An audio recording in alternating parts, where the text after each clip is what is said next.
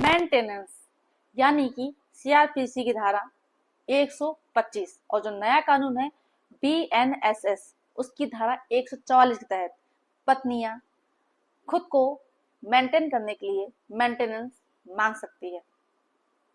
तो अभी हाल ही में इलाहाबाद हाई कोर्ट के द्वारा मेंटेनेंस को लेकर के एक अहम जजमेंट आया है 11 नवंबर को, जिसमें सभी पीड़ित महिलाएं जो सच में प्रताड़ित हैं, उन्हें केस लड़ने में बड़ी दिक्कत आ रही है, उनके लिए बहुत ही महत्वपूर्ण ये फैसला आया है। तो ये एक बहुत ही ज्यादा महत्वपूर्ण जानकारी है। तो इस जानकारी को पूरा समझने के लिए वीडियो को पूरा अंत तक देखना है, बिल्कुल भी स्किप नहीं करना है, तभी आप सभी लोगों को अच्छे से जानकारी समझ में आएगी। दूसरा काम आप सब लोगों को ये करना है कि अगर आप नए हैं, चैनल में पहली बार आए हैं, तो ये आपका ही चैनल है, आप इसे सब्सक्राइब जरूर कर दें, साथ में बेल आइकन जरूर दबा दें, जिससे कि हम जो भी नई अपडेट डालें उसका नोटिफिकेशन आपके पास आता रहे और आप जानकारी प्राप्त करते रहें। नमस्कार दोस्तों, मैं एडवोकेट दिव्या आपका आपके इस YouTube चैनल में स्वागत है।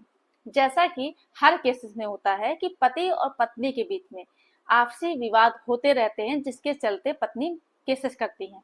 ठीक इस केस में भी यही होता है, पति पत्नी के बीच में आपसी विवाद होते रहते हैं और आपसी डिस्प्यूट के चलते ही पति पत्नी एक दूसरे से अलग हो जाते हैं। तो ये जो मामला है लखनऊ का है। तो लखनऊ फैमिली कोर्ट में पति के द्वारा section 13 of the Hindu marriage act के तहत डाइवोर्स का केस फाइल कर दिया जाता है। तो जो दूसरी पार्टी होती है वो अगर चाहे तो HMA की धारा 24 उसके तहत जो भी एक्सपेंसेस होते हैं उसे क्लेम कर सकता है। इस केस में भी यही होता है कि जो दूसरी पार्टी यानी जो पत्नी होती है वो एक एप्लीकेशन देती है हिंदू मैरिज एक्ट की धारा 24 के तहत, जिसमें मुकदमे में जितना भी खर्चा होता है पति से पैसे की मांग की जाती है।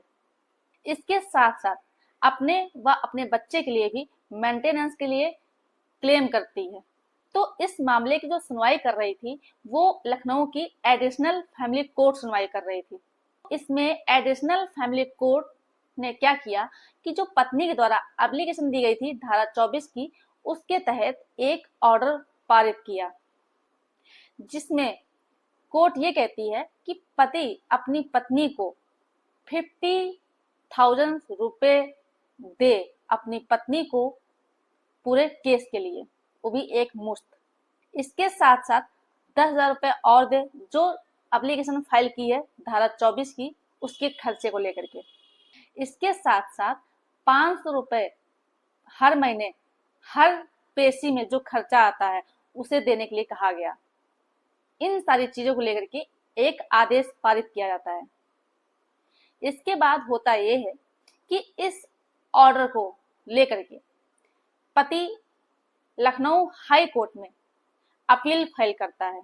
तो जो अपील का नंबर है वो है 195 2024 का है। केस का नाम है अरुण पांडे बनाम नेहा पांडे। तो कहने का मतलब ये हुआ, फर्स्ट जो अपील फाइल की जाती है उसका नंबर 195 ऑफ 2024। तो इस चीज में जो पति के एडवोकेट हैं उनके द्वारा लखनऊ हाई कोर्ट में ये चीज बोली जाती है कि लखनऊ के फैमिली कोर्ट के द्वारा एक बात को जो कि बहुत ही ज्यादा महत्वपूर्ण थी उसे कंसीडर नहीं किया गया, जो कि ये है कि जो पत्नी है वो बिना किसी कारण के, विदाउट रीजन के, वो अपने पति से अलग होकर के रह रही है। दूसरी बात वो ये कही कि विभाग के द्वारा, जो कि ये मिलिट्री के थे एडवोकेट, उन्होंने कहा कि विभाग के द्वारा 67,000 रुपए देने के लिए पहले ही कहा जा चुका है, जो कि इंस्टॉलमेंट के तहत दिया जाएगा। 15 इंस्टॉलमेंट में पत्नी को देने के लिए कहा गया था, जो कि इस तथ्य को भी फैमिली कोर्ट के द्वारा अनदेखा किया गया। फैमिली कोर्ट के द्वारा जो ये आदेश किया गया है कि 50,000 रुपए पूरे केस का 10,000 रुपये जो सेक्शन 24 की एप्लीकेशन दी गई है उसके लिए, और साथ में पर पेशी का 500 रुपये का जो ऑर्डर किया गया है ये सही नहीं है। इस ऑर्डर को सेटिस्फाइड करने के लिए हाई कोर्ट में प्रार्थना की जाती है।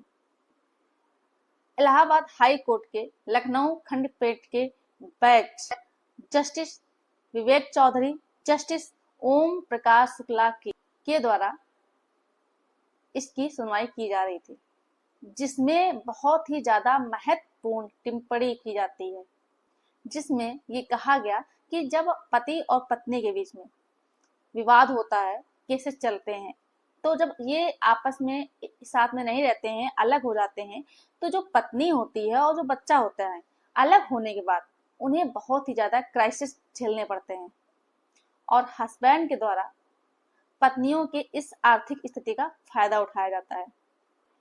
और दूसरी बात कही वो ये कही कि जो पति की स्थिति होती है फाइनेंशियल, उतनी अच्छी स्थिति पत्नी की नहीं होती है जिससे कि वो अपना अच्छे से केस को लड़ सके। कुछ पत्नियां तो ऐसी होती हैं जिनके घर वाले माता पिता और भाई उनकी सहायता करते हैं, कुछ खुद कहीं काम करके कमाती हैं, उससे केस लड़ती हैं, और इसी कारण से जो आर्थिक तंगी रहती है इसकी वजह से जो महिलाएं होती हैं वो अपना केस अच्छे से लड़ नहीं पाती हैं। साथ में हाई कोर्ट ने ये कहा कि मान लीजिए कि विभाग के द्वारा एक ऑर्डर दिया भी गया है कि 67,015 इंस्टॉलमेंट में पत्नी को देना होगा, तो ये जो पैसा देने के लिए कहा भी गया है तो ये सिर्फ जीवन यापन करने के लिए ही है। लेकिन जो कोर्ट ने ऑर्डर किया है, ये जो मुकदमे पत्नी लड़ रही है, तो मुकदमे के दौरान जो आने वाले खर्चे हैं उन्हें मेंटेन करने के लिए, केस लड़ने के लिए ये खर्चा बांधा गया है। साथ में एक बात और भी कही, एक टिप्पणी और भी की कि पति का अपनी पत्नी का भरण पोषण करने का दायित्व विवाह के समय ही उत्पन्न हो जाता है, जबकि बच्चों के भरण पोषण का दायित्व उनके जन्म के समय उत्पन्न होता है। और ये जो दायित्व लगाए गए हैं ये कानून के संचालन के द्वारा लगाए गए हैं। तो कहने का मतलब ये हुआ कि चाहे जैसी भी परिस्थितियां हो, तो पत्नी का भरण पोषण करना पति का कर्तव्य है। तो इस तरह की टिप्पणी करते हुए ऑनरेबल हाई कोर्ट ने पति के द्वारा जो अपील की गई थी निरस्त कर दिया जाता है, और जो फैमिली कोर्ट के द्वारा ऑर्डर किया गया था उसे सही कहा जाता है। तो उम्मीद है आपको मेरे द्वारा दी गई जानकारी जरूर पसंद आई होगी। आप लोगों को ये जानकारी कैसी लगी है आप लोग मुझे कमेंट बॉक्स में जरूर बताएं। मेरे द्वारा दी गई जानकारी अगर आपको पसंद आई हो तो वीडियो को लाइक जरूर कर दें, ज्यादा से ज्यादा लोगों को शेयर कर दीजिए, और अभी भी अगर आपने चैनल को सब्सक्राइब नहीं किया है तो यह आपका ही चैनल है, आप इसे सब्सक्राइब जरूर कर दें। धन्यवाद।